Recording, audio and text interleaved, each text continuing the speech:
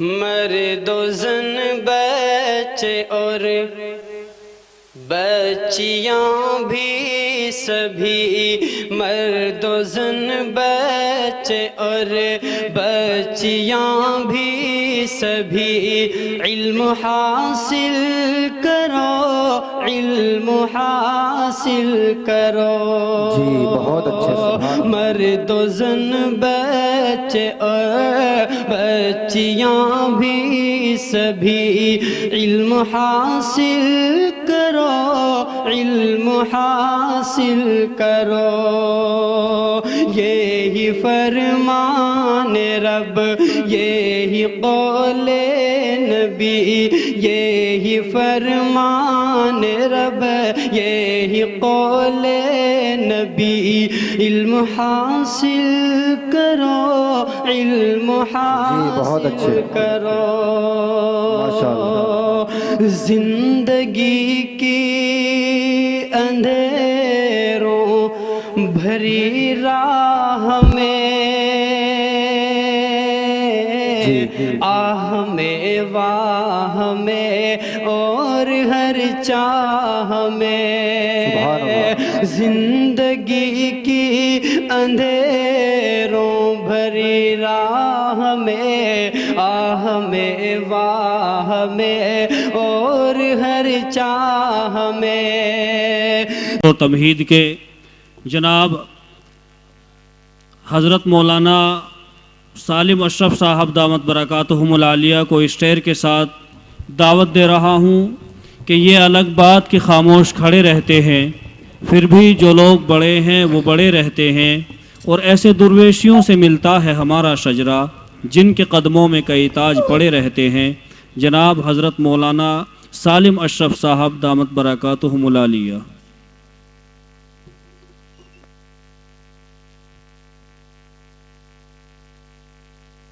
ورحمۃ اللہ وبرکاتہ۔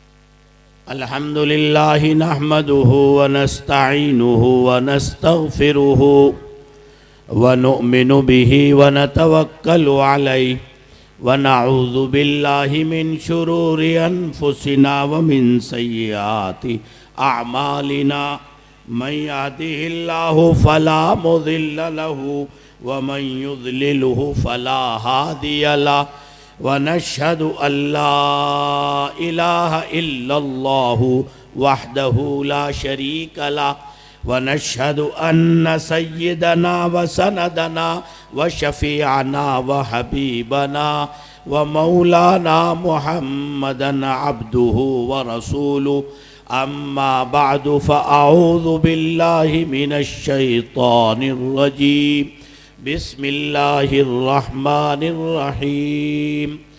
انہم فتیۃ آمنوا بربہم وزدناہم ہدی، وقال اللہ تعالی فتى یذکرہم یقال لہ ابراہیم، وقال اللہ تعالی فوکذہ موسیٰ فقضى علیہ، وقال اللہ تعالی ان هذا القرآن يهدي للتي هي اقوم ويبشر المؤمنين الذين يعملون الصالحات ان لهم اجرا كبيرا، صدق الله العظيم۔ قال النبي صلى الله عليه وسلم لا يؤمن احدكم حتى يكون هواه تبعا لما جئت به، او کما قال رسول اللہ صلی اللہ علیہ وسلم۔ میں اپنی بات کا آغاز اس مبارک پیغام سے کرتا ہوں، بشرطے کہ یہ مجمع سکون سے بیٹھ جائے۔ اللہ کے دین کی مجلس کے آداب کے خلاف ہے آنا جانا، بول چال اور آپس کے مذاکرات۔ جس وقت اسٹیج سے کوئی اہل علم آپ کو دل کی فریاد سناتا ہو، اس وقت ہمیں اپنے دلوں کو متوجہ کر کے اس فیض کو مکمل لینا چاہیے اور اپنی منزل مقصود کی طرف توجہ رکھنی چاہیے۔ یہ جو مجمع ہے یہ تھوڑا سا آگے کو آ جائے گا تو ہماری قربت اور بڑھ جائے گی، بات کرنے میں مزہ آئے گا۔ جی جو پیچھے آنے والے ہیں ان کو جگہ ملے گی، آداب مجلس میں سے بھی یہی ہے، پہلے آگے کی جگہ کو پر کیا جائے۔ خدا کے محبوب پیغمبر صلی اللہ علیہ وسلم ارشاد فرماتے ہیں آگے آ جائیے، پیچھے والے بھی، جو پیچھے دکھ رہے ہیں وہ بھی آگے آ جاؤ، بیچ کا خلا پر کر لو، جو کرسی والے ہیں وہ بھی آگے آ جائیں، اسٹیج پہ آ جائیں، کوئی بات نہیں، لیکن آگے آ جائیں۔ وجہ اس کی یہ ہے کہ بیچ کا خلا شیطان کو اکسانے کے لیے، بہکانے کے لیے، بہلانے کے لیے جگہ اور موقع فراہم کرتا ہے۔ خیر الانام نے فرمایا ولی علی منکم اولو الاحلام والنہا، تم میں سے جو ذی شعور عقل مند ہو انہیں قریب ہو کر میرے بیٹھنا چاہیے، تاکہ وہ پیغام محبت کو، پیغام تعلیم کو عظمت کے ساتھ لے سکیں، اہمیت کے ساتھ لے سکیں۔ اور جب وہ یہاں سے لے کر جائیں، چونکہ یہ جلسے رسمی نہیں ہیں بلکہ یہ جلسے ہماری بنیاد ہیں، ہمارے پاس، ہماری نسلوں کے پاس ایمان و عقیدہ پہنچنے کا، یہ مدرسے، یہ سالانہ جلسے خدائے پاک کی قسم ایک خاموش تحریک ہے، اور اس خاموش تحریک کے ذریعے سے نونہالان امت، جوانان امت، بزرگان امت کے ایمان و عقیدے کو سنبھالنا، ان تک دین کی روشنی پہنچانا، اکابر سے ملاقات، اکابر اہل اللہ کے درد کو ان کے درمیان شیئر کرنا، تاکہ انہیں اس بیانات کی روشنی میں آئینہ زندگی نظر آ سکے۔ مجھے بہت اچھا لگا یہاں جامعہ ازہر حضرت مولانا عبداللہ صاحب اور یہاں کی منتظمہ کمیٹی، اور کیسا صالح، خوبصورت، فعال اور بہت ایکٹیو اور اپنے بزرگوں، علم و عمل کا حامل یہ نوجوان ہے۔ اور مجھے مولانا عبداللہ صاحب کو دیکھ کر اور ان کے بہترین حسن انتظام کو دیکھ کر اور ڈسپلین، اور جو ان کے باغ اور اس چمن محمدی میں جو ایک لالا زار ہے اس وقت میں، اور جو نسلیں یہاں سے فیضیاب ہو رہی ہیں، اللہ اکبر، مجھے ایک تقریر کا عنوان مل گیا کہ ساری کائنات پر مجھے انہیں دیکھتے ہی فوراً ایک میری نظر دوڑ گئی 7000 سالہ تاریخ اگر آپ اس ملت کی، اس کائنات انسانی کی اٹھا کر دیکھیں گے تو آپ کو بات بہت خوبی نظر آئے گی کہ دنیا میں جب بھی انقلاب آیا ہے اور دنیا میں جب بھی کسی باطل طاقت کا موازنہ، مقابلہ ہوا ہے، اور جب بھی باطل طاقتیں جو ہے ہیچ ہوئی ہیں اور شکست کھائی ہیں، اور جب بھی دنیا میں تاریخی کارنامے وجود میں آئے ہیں، اور جب بھی اس دنیا میں بڑے بڑے حکمرانوں اور ربوبیت کا دعویٰ کرنے والوں کے ساتھ مقابلہ ہو کر توحید و سنت کو کامیابی ملی ہے، میرا یہ جملہ یاد رکھنا، خدا کی قسم ان سارے واقعات میں اور ان ساری انقلابی تاریخ میں جوانان امت اور اس دنیا کے جوانوں کا بنیادی انقلابی ذہن کا بنیادی دخل ہے۔ اس لیے مجھے آج حضرت مولانا عبداللہ صاحب کے اس جواں سال، فعال اور صالح عالم دین، اور اس کے نظم، انتظام، شفاف اور بہت ہی سلیقہ مندی کے ساتھ انہوں نے جو اس نظم کو اور اس چمن محمدی کی آبیاری کی ہے، میں دل کی گہرائیوں سے مبارکباد دیتا ہوں، اور یہ دعا شروع ہی میں کرتا ہوں، اڑ اڑ کے آ رہے ہو پرندے اسی طرف، اڑ اڑ کے آ رہے ہو پرندے اسی طرف۔ مجھے بہت اچھا لگا کہ مولانا نے اس مدرسے کو، جامعہ ازہر کو مرج البحرین یعنی دو دریاؤں کا سنگم بنایا ہے۔ لڑکیوں کی تعلیم کا بہت معقول، بہترین، محفوظ انتظام، اور بچوں کے لیے پرائمری کے ساتھ حفظ کا نظام، تعلیم و تربیت کی چادر میں نے ان کے بچوں کا ڈسپلین بھی دیکھا، ان کا ادب نوازی بھی دیکھی، ان کے علماء کے ساتھ پیش آنے کا رویہ اور ان کا اخلاق، ان کی محبت، ان کا کھلانا پلانے کا انداز، ان کے دسترخوان بچھانے کا انداز۔ مولانا نے، مجھے ایسا لگتا ہے کہ صرف سلیبس نہیں پڑھایا بلکہ اخلاق و تربیت کا نصاب بھی پڑھایا ہے۔ اور کسی ادارے میں جا کر، ہم دن رات لوگ ادارے میں رہتے ہیں، اداروں کو دیکھتے ہیں، کل صبح لکھنؤ کا سفر ہے، وہاں بڑے بڑے اداروں میں جانا ہوگا، آج بھی میں دوسری جگہ، تیسری جگہ آپ کے یہاں بول رہا ہوں، روزانہ 3 4 جگہ ہے، لیکن اس انداز کے اداروں میں آ کر قلب کو ایک روحانی مسرت ہوتی ہے۔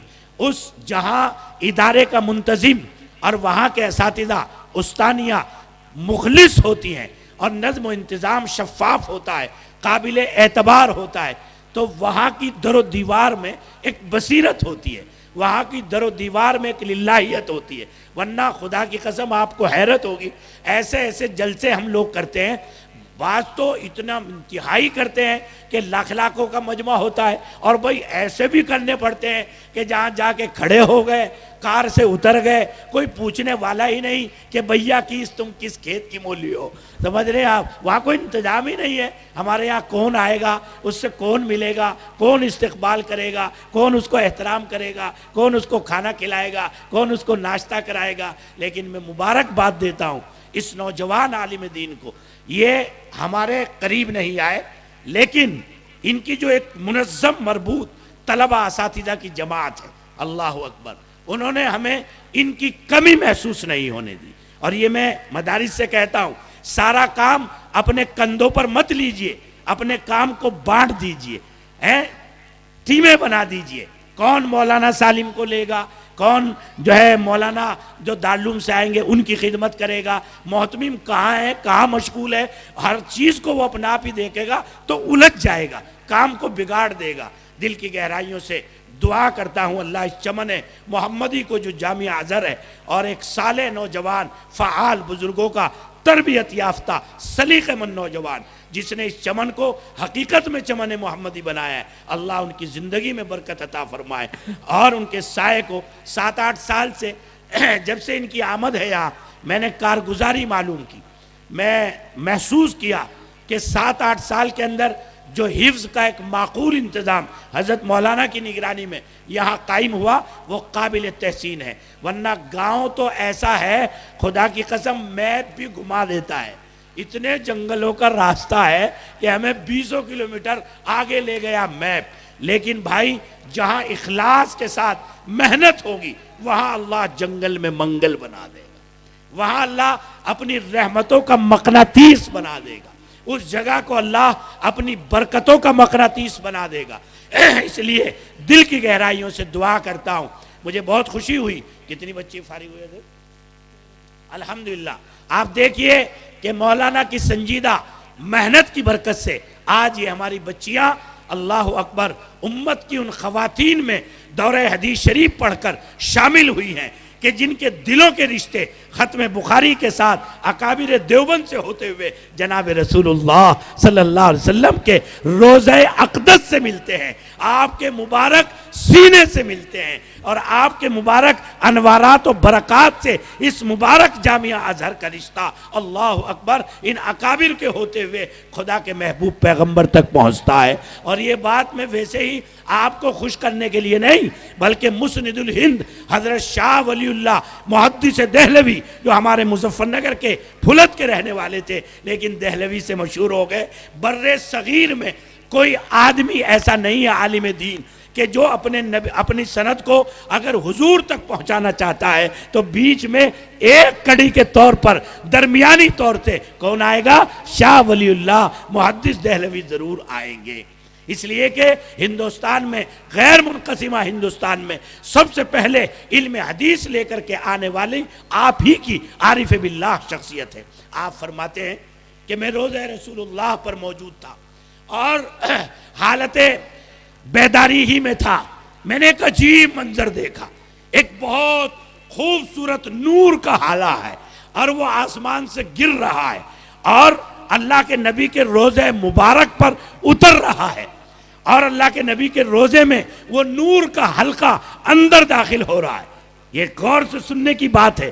آج ان ماں باپ کا سر فخر سے اونچا ہونا چاہیے کہ جن بچیوں نے یہاں ختم بخاری پڑھی، جن بچیوں نے آج خدا کے محبوب پیغمبر پر قلب اطہر پر اترا ہوا کلام ہائے ہائے انہوں نے اپنے سینے میں محفوظ کر لیا، مبارکبادی کے حقدار ہیں وہ لوگ۔ ان کے ماں باپ جو 6-7 حفاظ یہاں سے فارغ ہوئے ان کے ماں باپ حقدار ہیں، اور میں نہیں کہتا قرآن پاک کے نازل ہونے سے پہلے 2000 سال پہلے جب یہ کلام اللہ کی ذات عالی نے فرشتوں کو سنایا تو فرشتے کہنے لگے یا اللہ کتنی مبارک ہوں گی وہ زبانیں جن زبانوں سے یہ تیرا کلام پڑھا جائے گا، کتنے مبارک ہوں گے وہ کان جو تیرے مبارک کلام کو پڑھیں گے، کتنے مبارک ہوں گے وہ ذہن اور وہ فکر جو تیرے کلام کو یاد کریں گی۔ تو آج آپ کو مبارک بادیاں مل رہی ہیں 2000 سال پہلے قرآن پاک کے نازل ہونے سے، اور یہ جو بچیاں فارغ ہوئی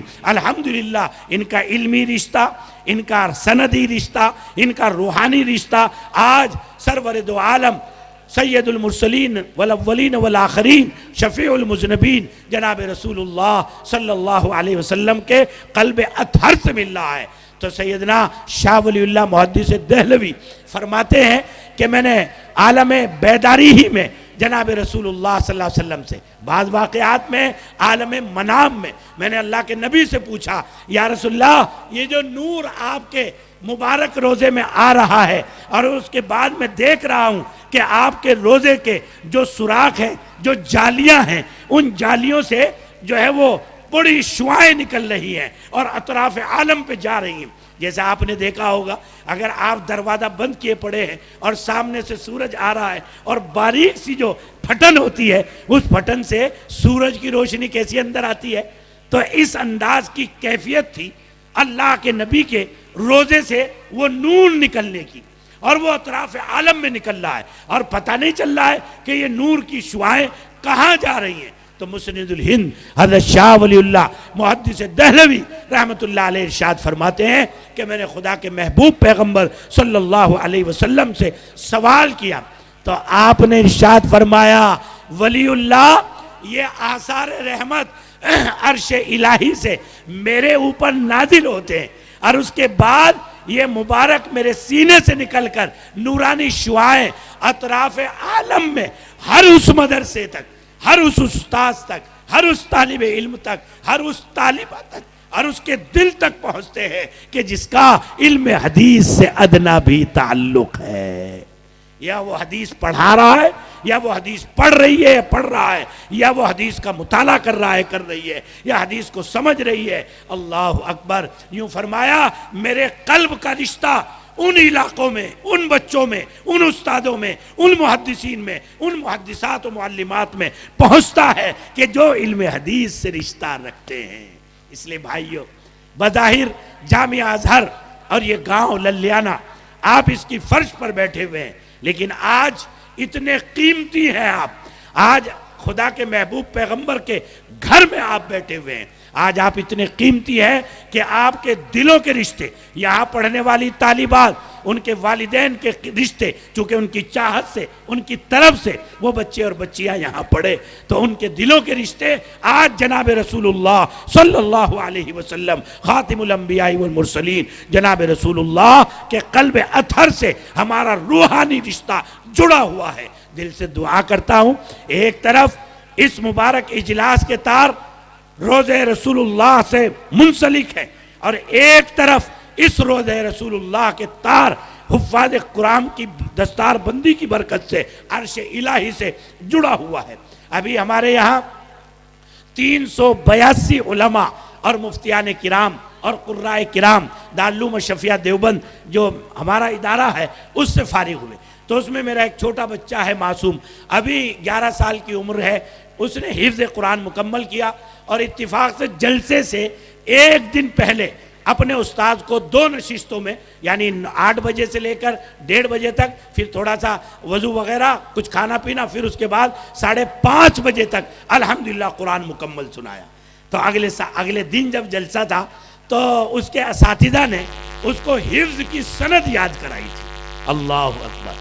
اس کے استاد سے لے کر اس کے استاد کو کس نے پڑھایا، انہوں نے کس نے پڑھایا، اس کو کس نے پڑھایا، اس کو کس نے پڑھایا، ہوتے ہوتے ہوتے یہ دور اکابر سے گزر کر تابعین تک پہنچا، تبع تابعین، تابعین صحابہ تک پہنچا، صحابہ سے نبی تک، اور نبی سے سیدنا جبریل، اور سیدنا جبریل سے اللہ کی ذات عالی، اللہ کی ذات عالی سے لوح محفوظ۔ اللہ اکبر۔ لوح محفوظ میں چونکہ قرآن کو محفوظ کیا گیا، اور پھر اللہ کی ذات عالی، یعنی گویا کہ یہ رشتہ بظاہر دکھتا ایسا ہے کہ یامین کا بچہ فارغ ہوا، چودھری کا بچہ فارغ ہوا، پردھان جی کا بچہ فارغ ہوا، لیکن حقیقت میں تو اس بچے نے اور اس ادارے کی محنت نے آئے ہائے ہمارے ان گھروں کے رشتے خدا کی قسم عرش الہی سے جوڑ دیے، لوح محفوظ سے جوڑ دیے۔ اللہ جزائے خیر دے یہاں کے اساتذہ اور یہاں کی استانیوں اور حضرت محتمم صاحب کو، اس جوان صالح اور مدبر اور مفکر جوان نے اس ادارے کو ایسا سجایا سنوارا اور بنایا ہے۔ دل کی گہرائیوں سے مبارکباد دیتا ہوں۔ اڑ اڑ کے آ رہے ہوں پرندے اسی طرف، اڑ اڑ کے آ رہے ہوں پرندے اسی طرف۔ سالم اشرف قاسمی کی دلی دعا ہے کہ یہ اس دیار کا مثالی درخت ہو، جس ادارے کی طرف اس کی نسبت ہے۔ اللہ اکبر۔ جامعہ ازہر مصر کا میں حاضر ہوا ہوں، اس میں الحمدللہ 1100 سال پرانی اسلامک یونیورسٹی ہے، اور ایک حکومت کے برابر جتنا بجٹ ہوتا ہے اتنا بجٹ اس ادارے کا ہے جامعہ ازہر کا۔ جب میں اس کی لائبریری میں پہنچا، آئے ہائے میرے پیروں تلے زمین نکل گئی۔ یا اللہ، یہ علماء اتنا بڑا کام کر سکتے ہیں۔ میں نے وہاں ایک کتاب دیکھی، ہدایت ذات بہجہ، 120 جلدوں میں۔ کتنی جلدوں میں؟ 120 اللہ کے قرآن کی تفسیر۔ پھر آگے چلا تو ہمارا جتنا یہ بڑا نظام ہے، گاؤں برابر اتنی تو لائبریری ہے اس کی، سمجھ رہے؟ ایک شہر ہے جامعہ ازہر، اللہ آپ کو دیکھنا نصیب فرمائے۔ میں جب 11 ملکوں کے دورے پہ گیا تو وہاں بھی گیا، واقعتاً ہائے ہائے کیا اسلامی علامت ہے، نکلنے کو دل نہیں کرتا۔ آگے ایک کتاب دیکھی، اللہ کے قرآن کی تفسیر 300 جلدوں میں۔ جب میں نے اس کو اجازت مانگی اٹھانے کی تو 5 جلدوں میں تو صرف اور صرف بسم اللہ الرحمن الرحیم کی تفسیر تھی، اور 25 جلدوں میں کتنی ہوتی ہے 25 جلدیں؟ 25 جلدوں میں صرف اور صرف الحمد شریف، جس کے آج تک ہم نے الفاظ بھی صحیح نہیں کیے۔ ارے اللہ کے بندو، یہ علماء خدا کی قسم پوری امت کی روح ہے، پورے امت کا جسم کو سنبھالے ہوئے ہیں یہ علماء۔ آپ اندازہ لگاؤ کیسا پہاڑ عالم ہوگا وہ بندہ کہ جس نے صرف بسم اللہ الرحمن الرحیم کی تفسیر کتنی جلدوں میں لکھی؟ 5 جلدوں میں۔ الحمد شریف کی تفسیر لکھی 25 جلدوں میں، اور 200 جو ہے 65-70 میں کتنی پورے قرآن پاک کی تفسیر۔ یہ کارنامے ہیں حضرات اہل علم کی، انہی کی برکت سے یہ شمع روشن ہے، انہی کی برکت سے یہ سورج اپنی جگہ وقت پر نکلتا ہے، چاند نکلتا ہے، زمین گلے اگاتی ہے۔ اس لیے کہ قرآن نے کہا لا تقام الساعہ حتی یقال فی الارض اللہ اللہ، قیامت قائم نہیں ہوگی جب تک روئے زمین پر ایک آدمی بھی اللہ کہنے والا باقی رہے گا۔ حدیث شریف میں ہے کہ اللہ اپنے نام نامی اس میں گرامی میں اتنا قوت والا ہے کہ حدیث شریف میں ہے کہ جو ملک جو روح سور پھونکنے والا فرشتہ ہے اسرافیل، اس کو اللہ ارشاد فرماتے ہیں اسرافیل اگر ساری دنیا کفر میں چلی جائے، باطل بن جائے، گمراہ بن جائے، اور ایک بندہ کہیں کھو میں پڑا، پہاڑ میں، جنگل میں، کسی جھوپڑی میں، ایک بندہ کہہ رہا ہو اللہ اللہ اللہ، اسرافیل ایک دفعہ میرا نام سننے کے بعد 40 سال کے لیے قیامت مؤخر کر دینا۔ کیا سوچتے ہو یہ نماز رسم ہے؟ یہ تسبیحات جو ہم دن رات لیے پھرتے ہیں، دن رات پڑھتے ہیں، یہ رسم ہے؟ خدا کی قسم یہی بقائے کائنات ہے، یہی استحکام ہے، یہی وقت پر سورج نکلنے کا سامان ہے، یہی زمین کے گلوں کے اگنے کا سامان ہے۔ یہ رانائی، یہ شباب اور یہ جو کردار ساری کائنات میں ترقی کا آپ دیکھ رہے ہیں، یہ برکت ہے میرے رب کے نام نامی اس میں گرامی کی۔ اس لیے بھائیوں، آج میں حضرت مولانا سے ملاقات کرتے ہی میرے ذہن میں آیا کہ نوجوان، انقلابی جوان، اور آج کے ہندوستان میں، آج کے مادیت اور فتنے اور باطل کے دور میں کیسے جوان کی ضرورت ہے۔ میرا ایک جملہ یاد رکھیے، انقلابی جوان۔ کیسا جوان بھائی؟ انقلابی جوان، 7,000 سالہ تاریخ کے آئینے میں بات کروں گا بہت اختصار کے ساتھ، حالانکہ بہت تھکن ہے، کم سے کم 125 کلومیٹر یہاں کا پڑا دیوبند سے جو ہے یہ للیانہ ہے جی، اور دن میں بھی بڑا مجمع تھا ماشاءاللہ، کئی جگہ بولے اور دعائیں ہوئی، بالکل بدن اجازت نہیں دے رہا ہے، لیکن آپ طلب کے ساتھ بیٹھے ہیں اور حضرت مولانا عبداللہ صاحب نے بہت خوبصورت محفل سجائی ہے۔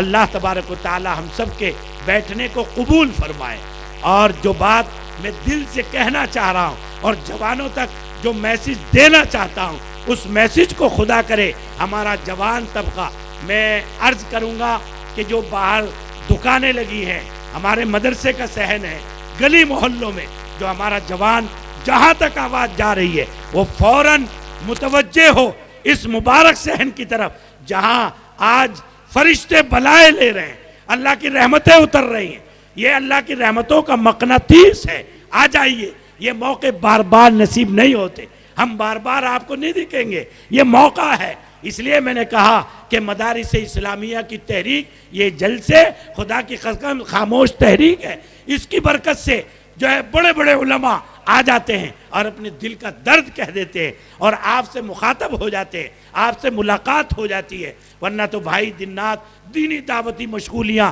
اس انداز کی ہے کہ حضرت مولانا سے میرا بڑا خصوصی تعلق ہے، لیکن چاہ کر کے بھی آ نہیں سکتا، اتنا وقت ہی نہیں ملتا ہے، لیکن ان حضرات کی دعوت یہ مربوط نظام بڑوں بڑوں کو بلا لیتا ہے، ہمارے اکابر پھرتے ہیں، ہم کیا، ہم تو طالب علم ہیں، لیکن ہمارے اکابر کو ہم نے بڈھے لوگوں کو دیکھا جو اپنے وقت کے شیخ الحدیث ہیں، بڑے بڑے اہل اللہ ہیں، وہ بیچارے راتوں پھر رہے ہیں، کیوں؟ لالچ کیا ہے؟ سب سے بڑا لالچ آپ ہیں، سب سے بڑا لالچ آپ کا دل ہے، سب سے بڑا لالچ آپ کا ذہن و فکر ہے، تاکہ آپ کے ذہن و فکر میں توحید کا نور جو ہے بھیجا جا سکے، سنت کی اشاعت اور سنت کی تربیت کی برکتیں آپ تک پہنچائی جا سکے۔ ہمیں اسلام اور سیرت رسول اللہ کے آئینے میں کیسے زندہ رہنا ہے تاکہ امت کو سمجھایا جا سکے، یہ امت آنے والے فتنوں کا مقابلہ کر سکے، یہ فتنے اندرون سے اٹھیں یا باہر سے اٹھیں، علماء کی صحبت سے ان حضرات کو معلوم ہو اور یہ کسی وقت میں فتنے کا شکار ہو کر اسلام سے ہاتھ دھونا بیٹھیں۔ اس موقع پر جمع ہے، چلو ہم ہی آئیں گے، ہم وہیں کہیں گے جہاں تم جمع ہوگے، یہ علماء کی محنتیں ہیں، اور دن رات لاکھوں جلسے ہو رہے ہیں، ان کا مقصد صرف اور صرف یہ ہے تاکہ ہمارے جوان انقلابی بن سکے، ہمارے جوان توحید و سنت کے متوالی بن سکے، ہمارے جوان اپنے اکابر اہل اللہ کی روش پر چل سکے، ہمارے جوان اپنے اندر بلالی شان اور ابو ذر اور سیدنا حضرت ابوبکر صدیق، عمر فاروق اور حضرات صحابہ جیسی جوانی کا جذبہ اپنے اندر رکھ کر اعلاء کلمت اللہ کا فریضہ انجام دے سکے، اور یہ فکر ہم آپ میں منتقل کر سکے۔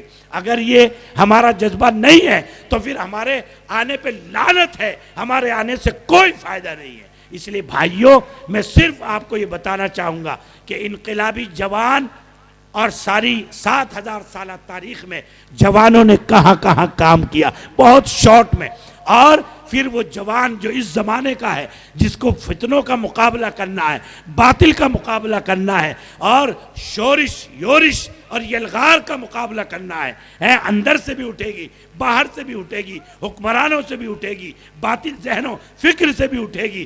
اور آج کا دور وہ ہے کہ صبح کو ایمان لے کر شام تک بچانا ایسا ہے جیسا خدا کی قسم ہاتھ میں انگارہ رکھنا جتنا مشکل ہے، اتنا مشکل شام کو صاحب ایمان ہو کر لوٹ آئے اتنا ہی مشکل ہے۔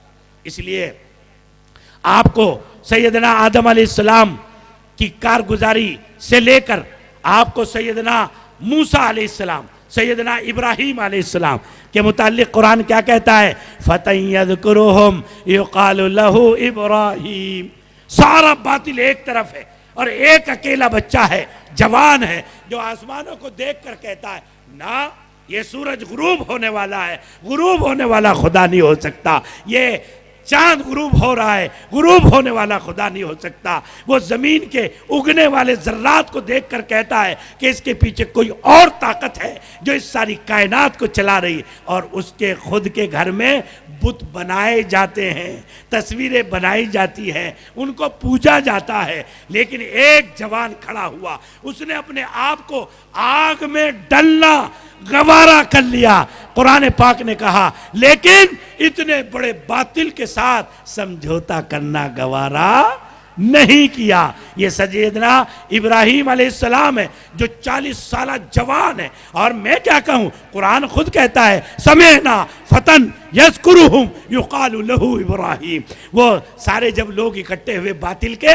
تو کہنے لگے کہ ہمارے گرو گھنٹالوں کو کس نے توڑا؟ تو انہوں نے کہا سمعنا، ہم نے سنا ہے، ہماری بستی میں ایک جوان ہے، اور یہ جوان بار بار ان کا تذکرہ کرتا ہے اور یوں کہتا ہے لا ينفعهم ولا يضرهم مثلہ کمثل العنکبوت، یہ تو جالے کے مثل ہے، یہ تو مکھی سے بھی کمزور ہے، مکھی تو کچھ مٹھائی پہ سے اٹھا بھی لیتی ہے ذرہ، لیکن یہ تو بالکل ہی نہیں اٹھاتا۔ یہ بات کرتا پھرتا ہے وہ جوان، مجھے لگتا ہے کہ اس نے ہی ہمارے گرو گھنٹالوں کی گردنیں توڑی ہیں۔ اس سے پتہ چلتا ہے کہ جوان جب اپنے دل پر کسی عزم کو، کسی حوصلے کو لے لیتا ہے تو دنیا کا باطل اس کے سامنے ہاتھ جوڑ دیتا ہے۔ آئیے ذرا سا آگے بڑھیے۔ سیدنا موسیٰ علیہ السلام، قرآن نے کہا فَوَقَذَهُ مُوسَى فَقَضَى عَلَيْهِ، ایسا طاقتور تھے حضرت موسیٰ کہ باطل کا ایک آدمی تھا، اس کو جب مارا ایک پنچ،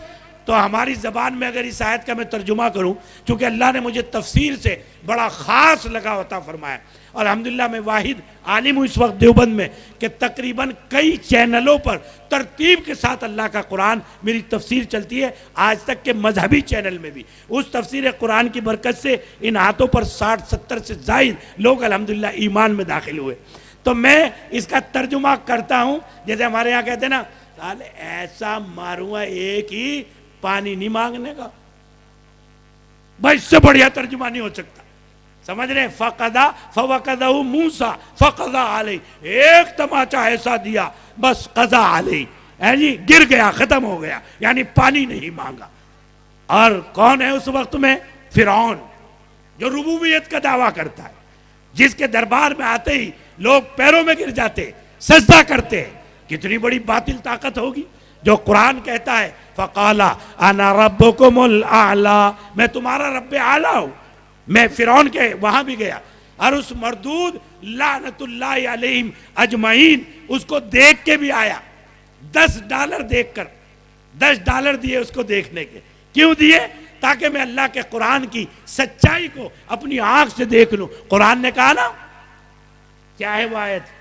فَالْيَوْمَ نُنَجِّيكَ بِبَدَنِكَ لِتَكُونَ لِمَنْ خَلْفَكَ آیَةً، اے فرعون تو نے ہماری بغاوت کی ہے، ہم تجھے مرنے کے بعد نہ زمین میں دفن ہونے دیں گے، نہ بہنے دیں گے، نہ جلنے دیں گے، تیری لاش کو محفوظ رکھیں گے تاکہ قیامت تک آنے والے لوگ نصیحت حاصل کرتے رہیں۔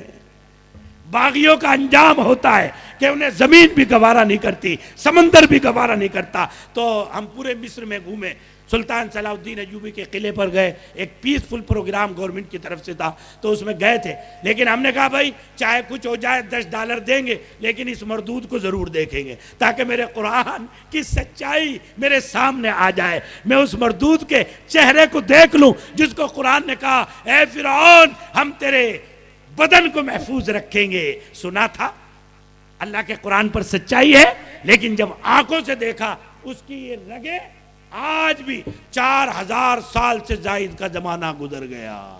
اتنا جی 4000 سال کا زمانہ گزر گیا، وارے میرے رب، آج یہ نگے، یہ بال پیچھے کے، باقاعدہ داڑھی ہے اس کے، ہاں آج بھی محفوظ ہے۔ اور جب اس کے یہاں کوئی تکلیف ہوتی ہے، بدن ڈیمیج ہوتا ہے، تو گورنمنٹ مصر کی باقاعدہ کینیڈا بھیج کر اس کا علاج کراتی ہے۔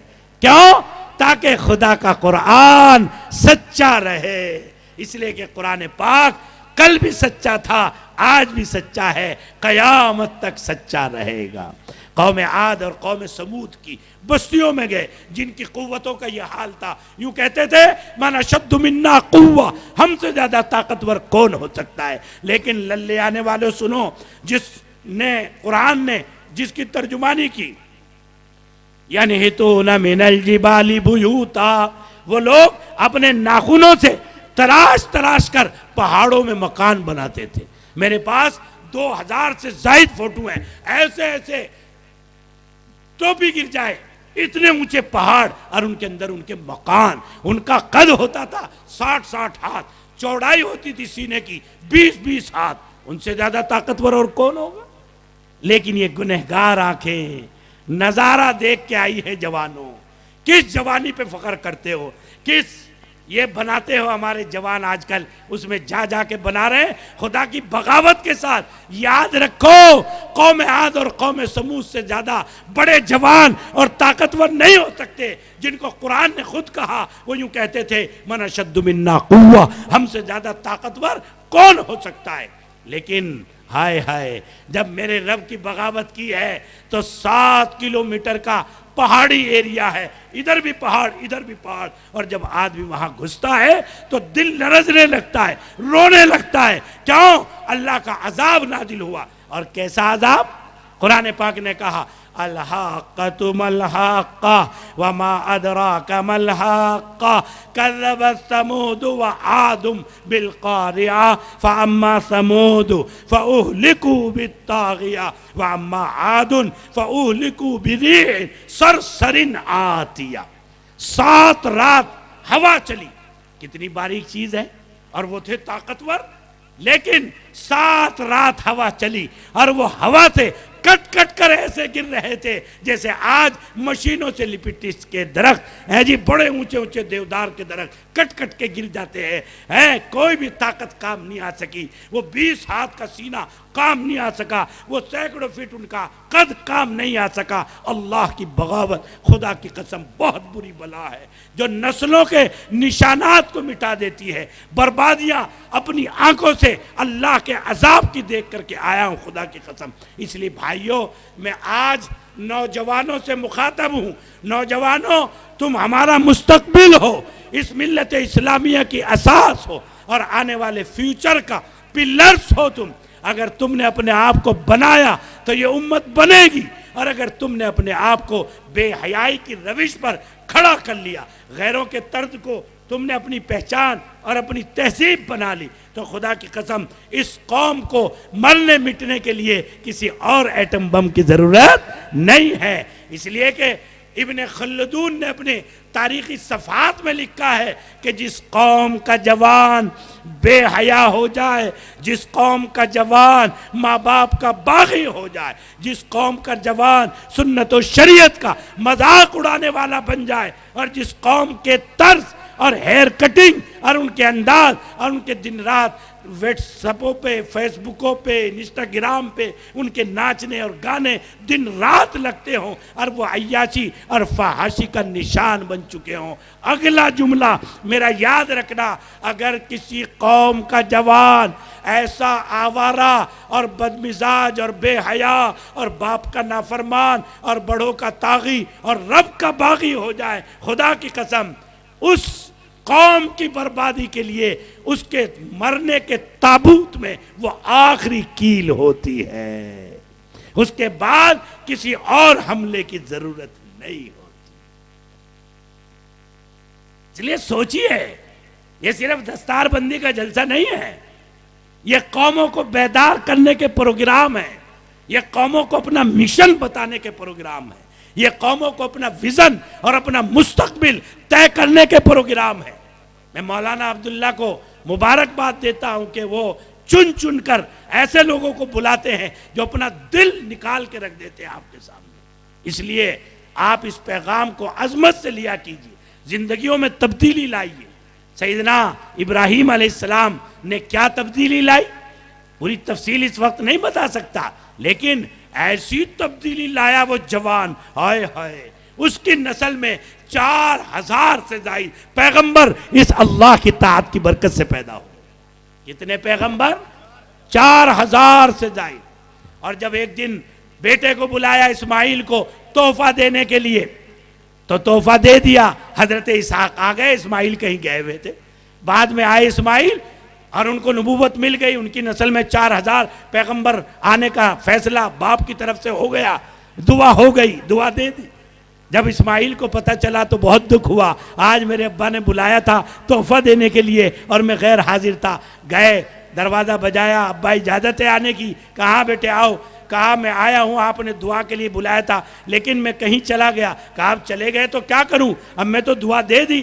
کہا ابا چھوٹوں سے غلطی ہو جاتی ہے, رحم فرما دیجئے, دعا دے دیجئے, اپنا سرپرستی کا ہاتھ رکھ دیجئے. آئے ہائے, پیغمبر جوش میں آ گئے, فرمایا جا اسحاق کی نسل میں تو 4000 پیغمبر پیدا ہوں گے, لیکن اے اسماعیل تیری نسل میں وہ سارے نبیوں کی روح محمد الرسول اللہ پیدا ہوں گے کہ جن کی برکت سے سارے نبیوں کو نبوت ملے گی, جن کی برکت سے سارے اولیاء کو ولایت ملے گی, جن کی برکت سے سارے حافظوں کو حفظ ملے گا, جن کی برکت سے ساری دنیا کو امامت و قیادت ملے گی.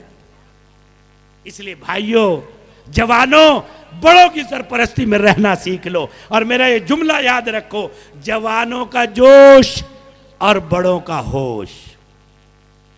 جوانوں کا جوش اور بڑوں کا ہوش. جیسے بھاپ اور پانی ایک ساتھ, کوئلہ ایک ساتھ ملتا ہے نا تو ٹرین کو دھکیلتا ہے, ایسے ہی بڑوں کا ہوش اور جوانوں کا جوش جب ایک ساتھ ملتا ہے اور بڑوں کی تربیت میں چلتا ہے تو ایسے انقلاب آتے ہیں. کیا بتاؤں تمہیں, ہائے ہائے. خدا کے محبوب پیغمبر کے صحابہ, آپ جوان ہیں, 40 سال کی عمر میں آپ کو نبوت ملی. سیدنا ابو بکر صدیق 38 سال کے ہیں, سیدنا عمر فاروق 27 سال کے ہیں, سیدنا حضرت علی تو کل 10 سال کے ہیں, سیدنا عثمان غنی اسی سال. اور یہ جو ہمارے اکابر اہل اللہ ہیں جنہیں تم اکابر دیوبند کہتے ہو, کیا وہ 90 سال کے تھے؟ جس زمانے میں دنیا انہیں اکابر کہہ رہی تھی اور جس زمانے میں انہیں دنیا کے سب سے بڑے باطل انگریزوں سے مقابلہ تھا, معلوم ہے ان کی عمریں؟ کسی کی 27 سال, کسی کی 32 سال, کسی کی 33 سال, کسی کی 38 سال, اور سب سے بڑی عمر اس زمانے کے اکابر میں جب باطل سے لوہا لیا تھا اکابر دیوبند نے, اس زمانے میں ان کی عمر تھی 47 سال. قاسم العلوم والخیرات حضرت بانی دارالعلوم دیوبند کی عمر تھی.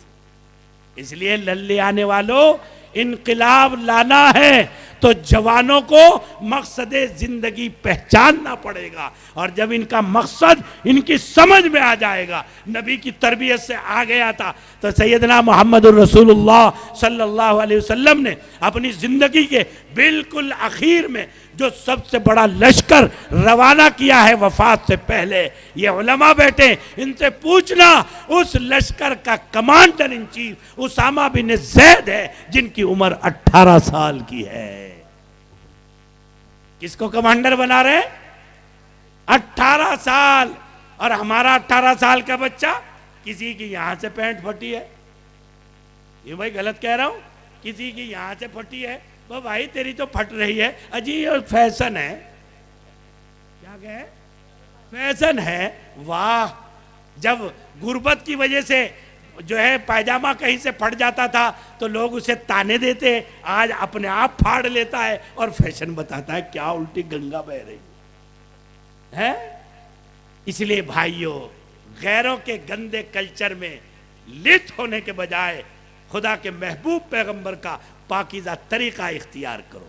ایسی کٹنگ ہمارا جوان کرا رہا ہے جس کو میں کہتا ہوں سور کٹنگ. کیسی کٹنگ؟ سور کٹنگ, خنزیر کٹنگ.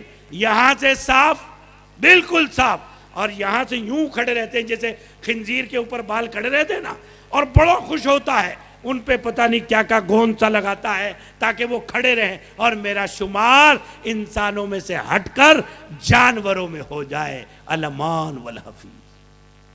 اس لیے جوانوں یاد رکھو, جب تم اپنے مقصد زندگی کو پہچانو گے تو پھر تمہارے اوپر جو تبدیلیاں آئیں گی, اللہ اکبر. سیدنا محمد الرسول اللہ صلی اللہ علیہ وسلم نے اسامہ بن زید کو 18 سال کی عمر میں کمانڈر ان چیف بنایا, اور جب یہاں ہندوستان میں دعوت اسلامی لے کر محمد بن قاسم آئے, کون آئے؟ تاریخ بتا رہا ہوں, لمبا بیان نہیں, بہت شارٹ میں. محمد بن قاسم جب آئے یہاں تو ان کی عمر مولانا سالم کی نہیں تھی, ان کی عمر 17 سال کی تھی, جنہوں نے علاقے فتح کیے, علاقوں پر علاقے, اور دعوت اسلامی اور دعوت توحید و سنت کے نور کو زندہ کر دیا. اور آج جو لاکھوں ممبر، محراب، میناریں، خانقاہیں، مراکز، مدارس، میں قربان جاؤں اس 17 سالہ نوجوان کی روح پر. ہائے ہائے کیسا بنا ہوا ہوگا وہ کہ جس نے 17 سال میں تاریخ رقم کر دی اور کمانڈر ان چیف بن کر اور دوسرے ملک میں دعوت اسلامی لے کر آیا. اس کی برکت ہے کہ آج اس ریاض رسول میں سالم اشرف قاسمی چہچہا رہا ہے. یقیناً اس کا ثواب محمد بن قاسم کو جائے گا. اس کا ثواب ہندوستان میں نور اسلام لے کر کے آنے والے جوان آئے ہائے حضرت خواجہ معین الدین چشتی کو جائے گا، حضرت خواجہ نظام الدین اولیاء کو جائے گا، حضرت امام القاسم العلوم والخیرات حضرت مولانا قاسم النانوتوی کو جائے گا، سلطان صلاح الدین ایوبی کہ اس مقام پر قلعے پر ہم پہنچے مصر میں کہ جس نے باطل کی آنکھ میں آنکھ ڈال کر کہہ دیا تھا اسلام یعلو ولا یعلا، اسلام سر بلند ہوتا ہے، اسلام کبھی مغلوب نہیں ہوتا. اس لیے بھائیو حضرت امام شافعی رحمت اللہ علیہ 13 سال کی عمر میں کتنی 13 سال کی عمر میں شیخ بن گئے تھے. جیسے میں آج آپ کے سامنے بیٹھ کر بول رہا ہوں ایسے حضرت 13 سال کی عمر میں حدیث پاک پڑھاتے تھے اور بڑے بڑے بوڑھے لوگ آپ کی مجلس میں شریک ہوا کرتے تھے. اور ایسا شیخ الحدیث تھا. 13 سال کی عمر کیا ہوتی ہے؟ کھیلنے کودنے کی عمر. لیکن اپنے بڑوں کے ساتھ جو رہتا ہے اللہ اسے زمین کی پستی سے اٹھا کر بلندیوں پہ پہنچاتے ہیں. چڑیا آ گئی آپ کا سبق پڑھاتے ہوئے تو ایسا محدث تھا کہ اپنا جو پگڑی تھی جو باندھ رکھی تھی اسے اٹھا کے چڑیوں پہ ڈال دی.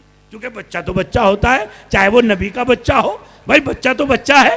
تو محدث ہیں، شیخ ہیں، بڑوں کو پڑھاتے ہیں لیکن بچپنا بھی ہے چونکہ 13 سال کی عمر ہے.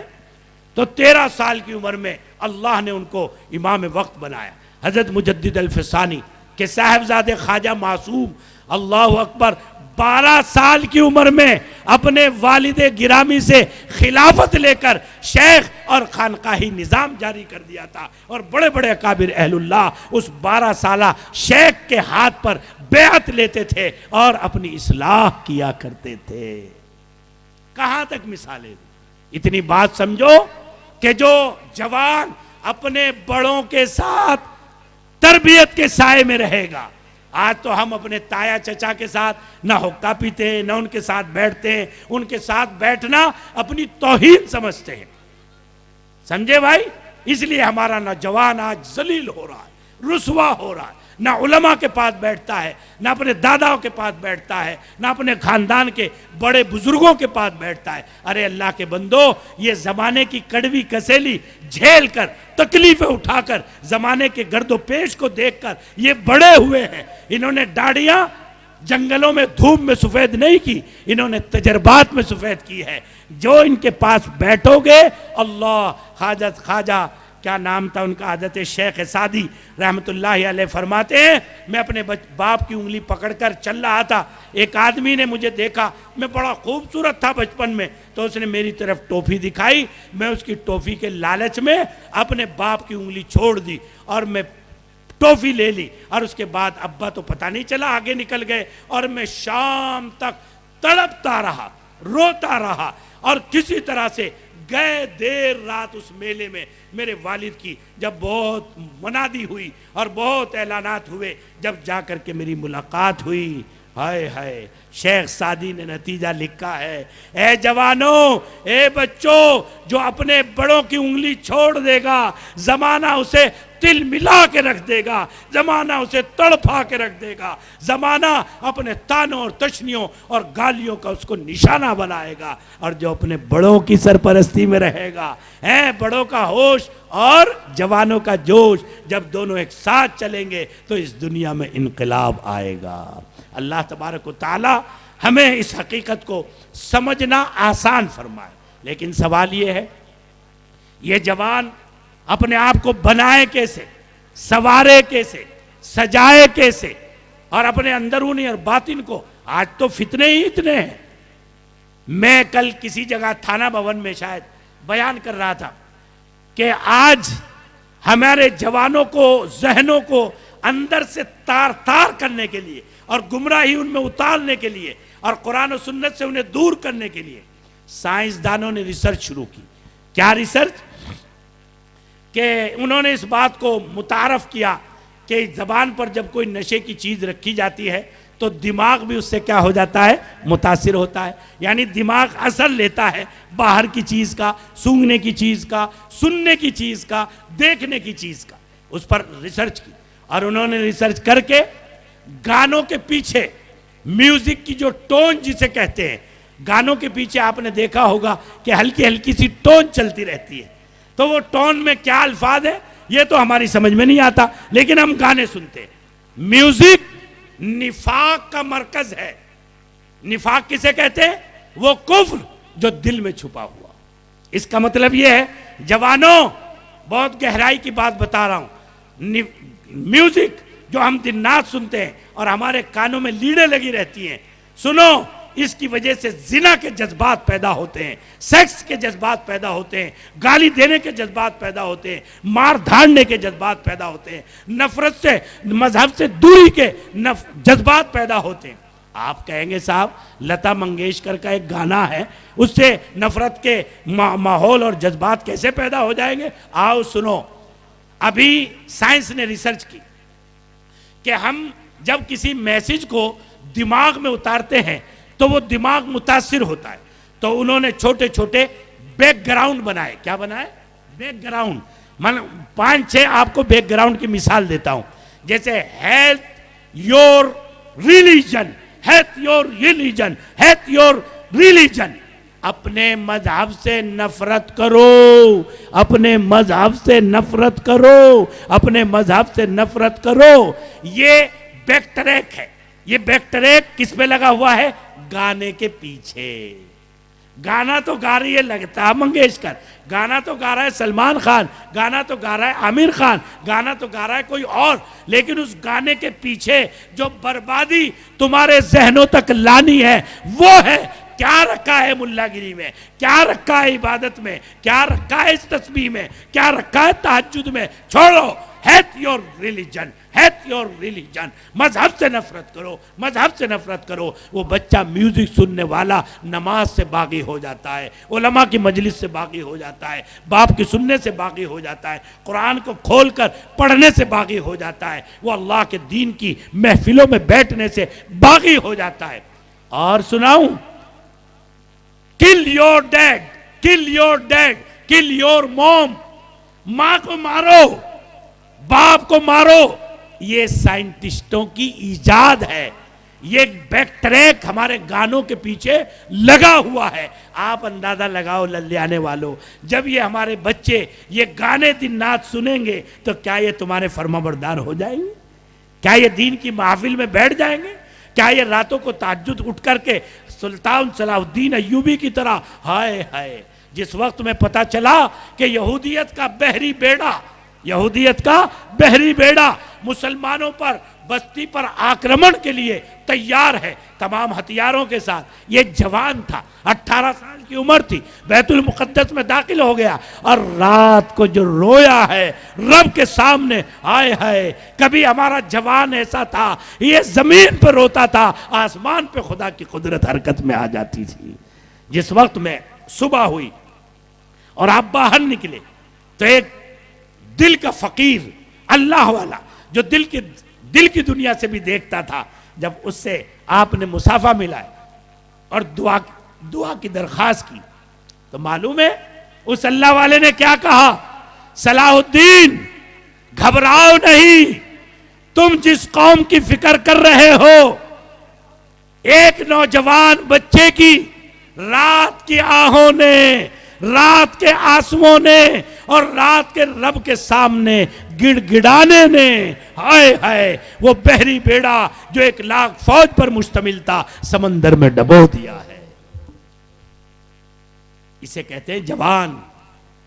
یہ انقلاب لاتے تھے جوان. خالی دن رات سیکسول جذبات کے ساتھ گھومنا، سیکسول جذبات کی اپنی پکچریں لگانا، ناچ گانے کرنا. آج آپ جوان بچوں کا انسٹاگرام اٹھا کے دیکھیے، ان کی فیس بک آئی ڈیز دیکھیے، ان کی سٹوری دیکھیے، ہائے ہائے شرم آتی ہے خدا کی قسم۔ نیکر پہن کچے پہن جوان بچے مسلمانوں کے اپنے فوٹو ڈال لیں فیس بکوں پہ، سامنے آتا ہے تو غیرت سے شرم سے جھک جاتا ہے۔ یہ جنکھے ہیں، یہ جوان ہیں، یہ جوانی تو کھو چکے بیچارے، مردانگی کھو چکے۔ یہ تھے جوان سلطان صلاح الدین ایوبی۔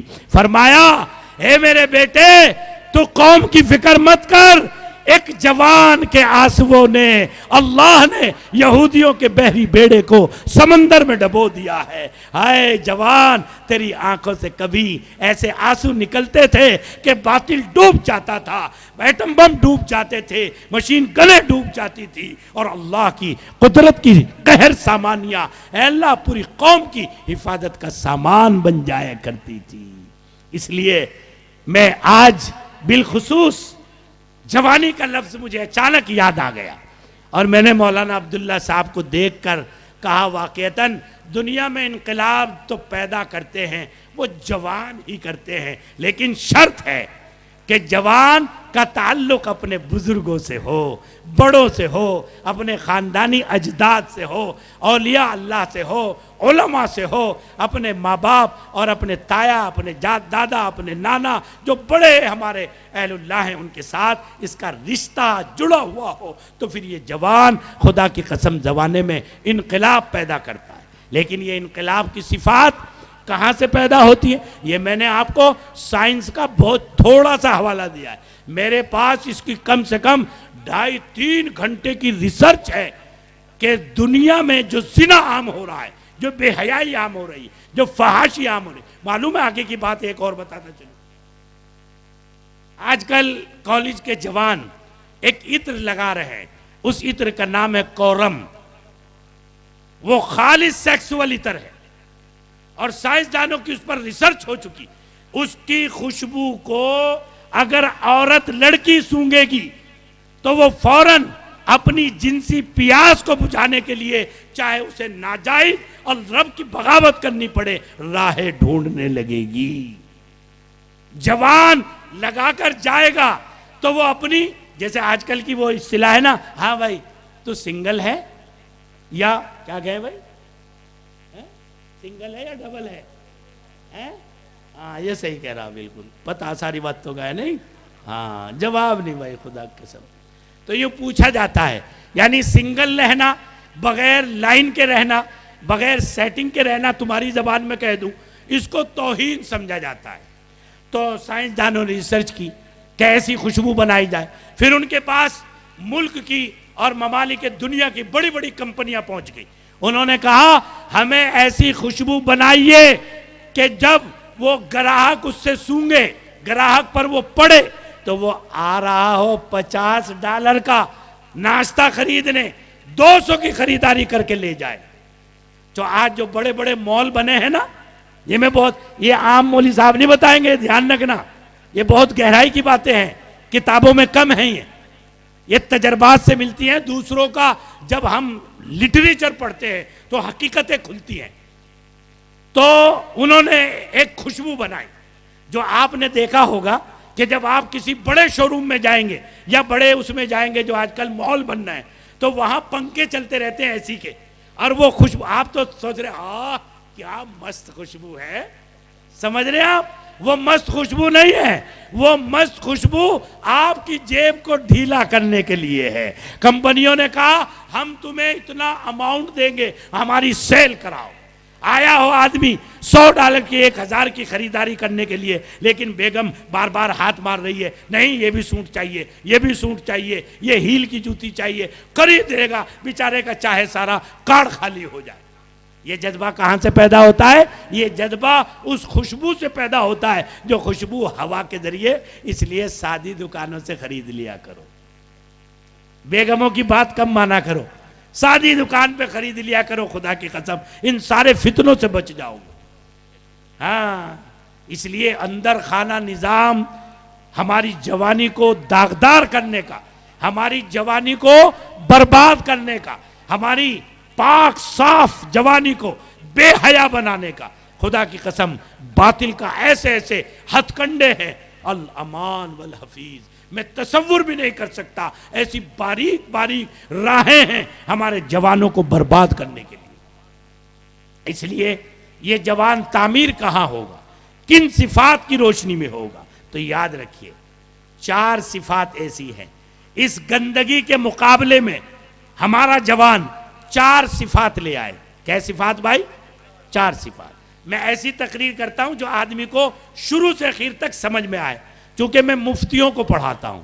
اس سال الحمدللہ 382 علماء میرے شاگرد ملک بیرون ملک تقریباً 10-12 ملکوں تک الحمدللہ دارالعلوم الشفیہ کا فیض ہے۔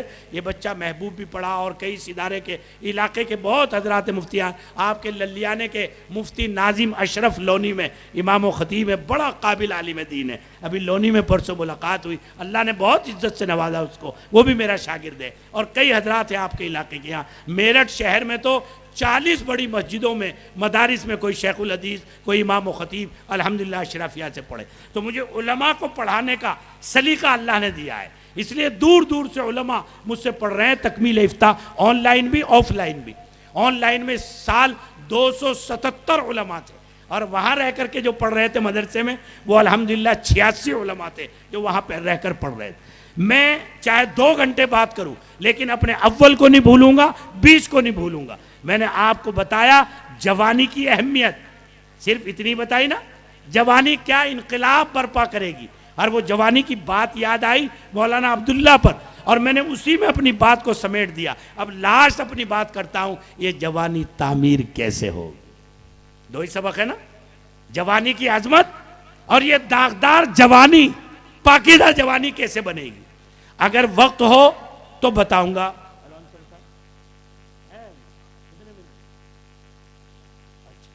یہ داغدار جوانی کیسے پاکیزہ بنے گی؟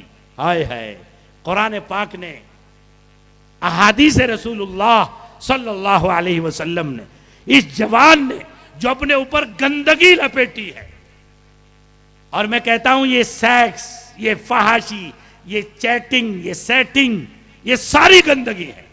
آپ کہیں گے مولوی صاحب میں تو عطر لگا کے جاتا ہوں، گندگی تو ملتی نہیں۔ آؤ قرآن سے بتاؤں، میں کچا مولوی نہیں ہوں۔ قرآن کہتا ہے یا نساء النبی لستن کاحد من النساء ان اتقیتن فلا تخضعن بالقول فیطمع الذی فی قلبہ انما یرید اللہ لیذہب عنکم رجس اہل البیت ویطہرکم تطہیرا۔ اے امہات المومنین، نبی کی عورتوں، پردے کا اہتمام کیا کرو، نماز کی پابندی کیا کرو، بے حیائی کے ساتھ اپنے گھنگرو بجاتی نہ پیا کرو۔ یہ تعلیم اللہ ارشاد کرتے ہیں میں اس لیے دے رہا ہوں تاکہ تمہارے سے گندگی کو دور کر سکوں۔ تو بے حیائی گندگی ہے کہ نہیں؟ خدا کے قرآن نے کہا، آؤ دوسری دلیل کی طرف، یا ایہا الذین آمنوا انما الخمر والمیسر والانصاب والازلام رجس من عمل الشیطان فاجتنبوہ لعلکم تفلحون۔ اے لوگو، شراب، جوا، سٹا اور بے حیائی کے کام رجس ہے، گندگی ہے، اس سے بچو۔ اگر تم اس سے بچو گے تو کامیابی اختیار کر لو گے۔ گناہ کو قرآن کیا کہہ رہا ہے؟ گندگی کہہ رہا ہے۔ اور آگے آگے آؤ، اذا کذب العبد تباعد عنہ الملک من نتن ما جاء به۔ جب بندہ جھوٹ بولتا ہے، دغا دیتا ہے، جھوٹی قسم کھاتا ہے، چغلی بہتان الزام تراشی کرتا ہے، تو کہاں سے کرتا ہے؟ زبان سے۔ ہائے ہائے، میرے نبی کی بات ہے، فرمایا بندہ جب جھوٹ بولے گا تو اس کی بدبو سے فرشتے دور بھاگ جاتے ہیں 1 میل۔ اچھا بتاؤ للیانہ والو، بدبو یہاں کوئی عطر کی شیشی رکھی ہو اس سے آئے گی یا گندگی سے آئے گی؟ گندگی سے آئے گی نا۔ اس کا مطلب یہ ہے کہ یہ گندی صفات گندگی ہے، کوڑی کا ڈھیر ہے، گوبر ہے، سراپا گندگی ہے۔ قرآن کہہ رہا ہے کہ جب یہ چیز تم کرو گے، خدا کا نبی کہتا ہے فرشتے 1 میل دور بھاگ جائیں۔ اب تو سمجھ میں آیا نا جوانوں؟ میلی نگاہ سے دیکھنا گندگی ہے، غلط چیٹنگ گندگی ہے، غلط خیالات جمانا گندگی ہے، کسی کو اپنے دل میں اتار کر اسی کے کل میں رہنا، اسی تیرے بغیر نہیں جیوں گا، تیرے بغیر نہیں رہوں گا، تو میرے سانسوں کی دھڑکن ہے، تو میری آہوں کی مٹکن ہے، پتہ نہیں کیا کیا جوان کہہ رہا ہے آج کل. یہ ساری گندگی ہے. جب تک اس گندگی سے خدا کی قسم نہیں بچو گے اللہ کی توفیق سے محروم ہو جاؤ. اللہ کی توفیق سے مالا مال ہونے کے لیے، تکبیر اولیٰ نماز پڑھنے کے لیے، تہجد پڑھنے کے لیے، کھول کر اللہ کا قرآن محبوب کے ساتھ مشغول ہونے کے لیے پاکیزہ جسم ضروری ہے، پاکیزہ فکر ضروری ہے، اعضاء کا گناہوں سے بچنا ضروری ہے. اس لیے 4 قسم کی طہارتوں سے ہمیں متصف ہونا ہے. اب ان پر بولوں گا نہیں، صرف بتا دوں گا چونکہ وقت ہو چکا ہے تاکہ آپ کو یہ کامل سبق یاد رہے. نمبر 1، یہ ہمارا جسم، یہ ہمارے کپڑے، ہماری جگہ، ہمارا صحن، ہمارا گھر، ہماری مسجد، ہمارا ماحول، ہمارا گھیر، ہماری گلیاں، یہ پاکیزہ رہنی چاہیے. آج ہمارے برادران وطن ہندو بھائی جو ہمارے اس ملک کے ساتھ رہتے بہتے ہیں، جب وہ ہماری بستیوں سے گزرتے ہیں تو گھن کرتے ہیں، حالانکہ تم اس مذہب کی قوم ہو، اس مذہب کی ملت ہو جس کے نبی نے فرمایا الطہور شطر الایمان، طہارت نصف ایمان ہے. سمجھ میں نہیں آتا تھا میری، میں بھی بخاری شریف پڑھاتا ہوں، حدیث پڑھاتا ہوں، دنات بیان کرتا ہوں، یار کتنی بڑی بات کہہ دی ہے تو سمجھ میں نہیں آئی. ایک طرف حج ہے، زکوٰۃ ہے، عمرے ہیں، تہجد ہے اور اللہ کے راہ میں دینا دلانا ہے، اور ایک طرف پاکی ہے. اور اللہ کے نبی کیا فرما رہے کہ پاکی آدھا ایمان ہے. جب غور کیا، پڑھے لکھے، گھومے پھرے، تجربے کیے تو پتا چلا کہ صرف کپڑے کی پاکی، ذہن کی، صرف گھیر کی پاکی، صرف چادر کی پاکی مراد نہیں، یہ تو ظاہر ہے. قرآن کہتا ہے یا ایھا المدثر قم فانذر وربک فکبر وثیابک فطہر. اے محبوب پیغمبر، اپنے رب کی کبریائی اگر بیان کرنی ہے تو اپنے جسم و جان اور کپڑوں کو پاک رکھا کر. ہمارے بچے چین کھولی بند کر لیا، یہ پڑھیں گے نماز کیسے پڑھیں گے؟ خدا کا قرآن کہہ رہا ہے وَرَبَّكَ فَكَبِّرْ وَثِيَابَكَ فَطَاهِرْ. رب کی کبریائی بیان کرنے کی توفیق جب ملے گی جب کپڑا پاک ہو، بدن پاک ہو. ہمارا بچہ استنجائی کرنا نہیں جانتا تو کیسے نماز پڑھے گا تکبیر اولیٰ سے؟ کیسے اللہ کے گھر میں آئے گا؟ جب توفیق کا دروازہ گندوں کو تھوڑا ہی ملتا ہے اللہ کے گھر میں آنا، وہ خدا کا نورانی گھر ہے، وہاں فرشتے آتے ہیں. تو پہلی پاکی تو یہ ہے بہت شارٹ میں، گھروں کی پاکی، لباس کی پاکی، بدن کی پاکی. لیکن میرے خیال میں یہ بات سمجھ میں نہیں آتی تھی کہ پاکی آدھا ایمان کیسے ہو سکتا ہے. لیکن جب تفصیل میں گئے تو پتا چلا کہ اس سے آگے اور پاکی ہے. للیانے والوں، جوانوں دھیان سے سننا، ہاتھ کے گناہ سے بچنا، کان کے گناہ سے بچنا، زبان کے گناہ سے بچنا، پیر ظلم کے لیے اٹھتا ہو اس کو چلانے سے اپنے آپ کو بچانا، یعنی ظاہر کپڑوں اور بدن کی پاکی کے ساتھ ظاہر بدن کو بڑے بڑے گناہوں سے بچانا، یہ بھی پاکی کا حصہ ہے، یہ بھی پاکی کا حصہ ہے. اور بہت شارٹ میں آگے کہوں، قتل کرنا ظاہر بدن سے، اے جی کسی کو غلط نگاہ سے دیکھنا، اے جی زبان سے غیبت چغلی بہتان کرنا، کبر اور حسد، کینہ، بغض و عداوت، یہ اندرونی اعضاء کے اندرونی گناہ کبیرہ ہے. بہت سا آدمی یہ خوب پڑھے گا تسبیح، گالی خوب دے گا، غیبت خوب کرے گا، دوسرے کی پگڑی اچھالے گا، دوسرے کی مال و دولت کا مالک بنے گا. باہر نکلا اشراق پڑھ کے، کسی کا مکان بن رہا تھا بلند، تو کہے گا تسبیح پڑھتا پڑھتا بھائی اس پہ حرام مال کہاں سے آ رہا؟ بس ظالم تو ٹھیکیدار ہے اس کے مال کا،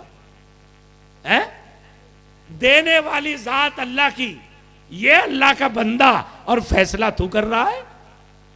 یہ دوسروں کی عزتوں سے کھلواڑ کرنا چھوڑ دو. خدا کی قسم یہ تسبیحیں زندگیوں میں انقلاب نہیں لائیں گی اگر دلوں کی اصلاح نہ ہوئی اور فکروں کی اصلاح نہ ہوئی۔ اس لیے سالم اشرف قاسمی کا یہ جملہ یاد رکھیے، پہلی طہارت بدن اور کپڑوں کی پاکی، دوسری طہارت، بہت شارٹ میں کہہ رہا ہوں، دوسری طہارت ظاہر اعضاء کی، ظاہری گناہوں سے اپنے آپ کو بچانا، اور تیسری طہارت ہے باطنی، جو حصے ہیں، دل ہے، دماغ ہے، ان میں جو فطور پیدا ہوتا ہے، حسد، کینہ، بغض، عداوت، تکبر، بڑائی، اللہ کے واسطے یہ وہ گناہ ہیں جن کا ریئیکشن قبر میں شروع ہوگا، اور یہ وہ گندگیاں ہیں جو کبھی بھی انسان کو مومن بننے کے لیے تیار نہیں کر سکتے۔ یہ وہ رکاوٹیں ہیں جو ہمیں اندر سے توڑتی ہیں۔ اس لیے کپڑوں کا، ظاہر کا پاک ہونا، ظاہری اعضاء کا پاک ہونا، ظاہری اندرونی باطنی اعضاء کا گناہوں سے اپنے آپ کو پاک کرنا۔ کسی کے متعلق غلط خیال مت کیجئے، بدگمانی مت کیجئے، دوسروں کی عزت و آبرو پہ حملہ مت کیجئے، اور کسی کے اندرونی بات میں تاک جھانک کر کے اپنے آپ کو اس کو رازدار نہ بنائیے۔ نہیں، اللہ تیرے بندے ہیں، مجھ سے 1000 درجے اچھے ہیں۔ اس ذہن و فکر کے ساتھ جینا سیکھیے تو پاکی آئے گی۔ یہ جو شٹر اللہ نے دیا ہے نا، یہ گناہ سے بچنے کا ہے۔ جب کسی نامحرم کو دیکھو، ریموٹ ہے، گزارنا بھی نہیں، کھٹکا بھی نہیں دبانا، نگاہ نیچی کر لو۔ قرآن پاک نے کہا قُلْ لِلْمُؤْمِنِينَ يَغُضُّوا مِنْ أَبْصَارِهِمْ وَيَحْفَظُوا فُرُوجَهُمْ ذَلِكَ أَزْكَىٰ لَهُمْ۔ اے اللہ کے محبوب پیغمبر، ان جوانوں سے کہیے، مسلمانوں سے، کہ جب یہ نامحرم کو دیکھا کریں، خواتین کو، لڑکیوں کو، اپنی نگاہوں کو نیچی کر لیا کریں۔ عورتوں سے کہیے کہ اپنی نگاہوں کو نیچی کر لیا کریں، تاکہ پاکیزگی اندر سرایت کرے، نور بصیرت آئے، نور ایمانی آئے۔ حدیث شریف میں ہے، جس نے نامحرم کو دیکھا، اپنی آنکھ کو بند کر لیا، شٹر کو، اللہ کے خوف سے اس نامحرم کو دیکھ کر لذت حاصل نہیں کی، ہائے ہائے، فرمایا وجد بہن حلاوت الایمان، اللہ اس کے دل میں ایمان کی لذت داخل کر دیں گے۔ پھر وہ صلاح الدین کی طرح تڑپے گا، پھر وہ محمد ابن قاسم کی طرح لشکروں کا مالک ہوگا، پھر وہ اللہ کے سامنے رونے دھونے والا بنے گا۔ اس لیے بھائیوں، کیا طہارتیں ہو گئی؟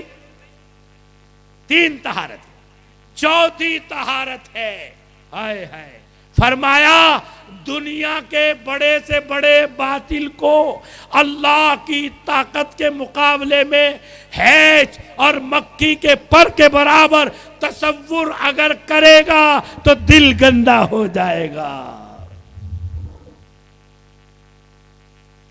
کون سی دنیا میں جی رہے ہو؟ ہم چھوٹی سی بات سے گھبرا جاتے ہیں، وہ آ گئے جی، وہ ڈبل گئے جی، وہ آ گئے جی، وہ سیاست ہے جی، ارے کچھ بھی نہیں ہے، لا حول ولا قوت الا باللہ۔ اس لیے دنیا کی کسی طاقت سے متاثر ہونا، ہائے ہائے، یہ ایمان کی کمزوری ہے۔ سچا پکا ایمان والا وہی ہو سکتا ہے جو دنیا کے باطل کو خش و خاشاک کی طرح سمجھے، اور اللہ کی کبریائی اور بڑائی کو، جو سارے سنسار کا پیدا کرنے والا ہے، اس کو سب سے زیادہ طاقتور، سب سے زیادہ عظیم۔ دیکھا نا، 7 مہینے تک غزہ پر بمباری ہوتی رہی، ایک لمحے میں ایک آگ نے امریکہ کو گھٹنے ٹیکنے پہ مجبور کر دیا۔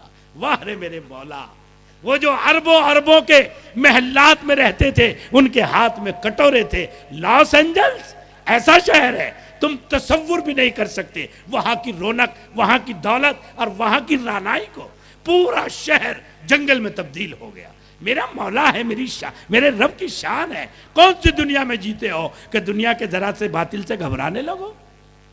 اس لیے ایمان اور خدا کی توحید کے مقابلے میں باطل کا ذرا سا بھی شائبہ دل میں آنا، یہ دل کو گندا کرنے کا ذریعہ ہے۔ اس گندگی سے بچو، باطن کے اعضاء کی گندگی سے بچو، ظاہر کے اعضاء کی گندگی سے بچو، اور ظاہری کپڑوں اور بدن کی گندگی سے بچو۔ ان 4 طہارتوں میں نوجوان تعمیر ہوگا تو یہ انقلابی جوان بنے گا۔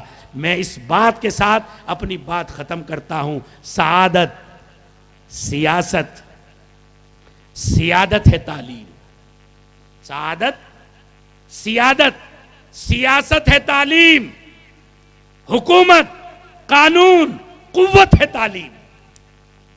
یہ اگر اپنے اندر پیدا کرو گے، اور جس مرج البحرین کو مولانا عبداللہ صاحب نے چلایا ہے، میں یہاں ہمارے للیانے کے زمیندار لوگ، بڑے بڑے طاقتور لوگ بیٹھے ہوئے، میں ان سے آخری درخواست کر کے جا رہا ہوں، اللہ کے واسطے شادیاں سادی کیجیے. ہاتھ جوڑ کے کہتا ہوں، میں بھی 20-30 لاکھ روپے تو کمائی لیتا ہوں گا سال میں، کاروبار بھی کرتا ہوں، پڑھاتا بھی ہوں، آن لائن سے فیس بھی لیتا ہوں. میرے بچے کی شادی میں 5 آدمی گئے تھے، اور ایک جوڑی کپڑا بھی اپنے سمدھیانے سے لینا میں نے اس لیے گوارا نہیں کیا. میں نے اپنی سمدن سے، ان کے سمدھی جو ہمارے تھے، انہوں نے بہت خوشامد کی، کروڑوں پتی پارٹی ہے وہ، دمام میں ان کے بڑے بڑے شو روم ہیں. میں نے کہا میرے پاس 30 جوڑی سے زائد کپڑے ہیں، میں تیرے ایک جوڑی کپڑے لے کر اپنے بدن پہ داغ لگانا نہیں چاہتا. میرا چھوٹا بیٹا 6 ہو رہے تھے، اس کو ملا کر، اس کو بھی لے کر نہیں گیا. شادی ہوئی کہ نہیں ہوئی؟ تم جھوٹی ناک کی خاطر سود لیتے ہو، جھوٹی ناک کی خاطر لالاؤں سے جا کر پیسے لیتے ہو، اور پھر سال ہر سال وہ تمہاری کنڈیے بجاتا ہے. اللہ لعنت ایسی شادیوں پر، اور لعنت ایسے دکھاوے پر. شادیاں مختصر کیجئے، اپنے بچوں کو عالم بنائیے، حافظ بنائیے، IAS بنائیے، IPS بنائیے، داروغہ بنائیے، SP SSP بنائیے، جوڈیشری میں جج بنائیے، تاکہ آپ کی عدالتوں میں اور تھانوں میں آپ کی درخواستوں پر کوئی توجہ کرنے والا ہو جائے. بس وآخر دعوانا ان الحمدللہ. ماشاء